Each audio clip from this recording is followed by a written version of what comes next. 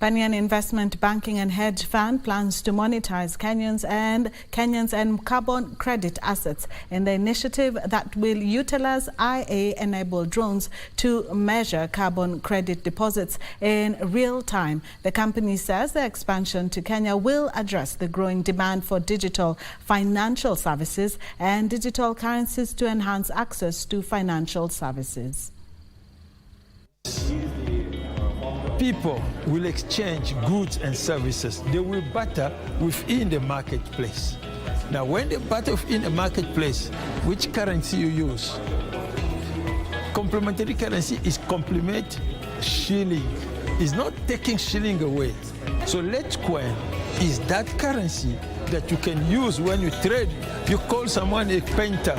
Can you come and paint my house? But you've got no shilling, because it didn't earn shilling, but you start earning Litecoin, because Litecoin will provide a lot of things where you can earn something.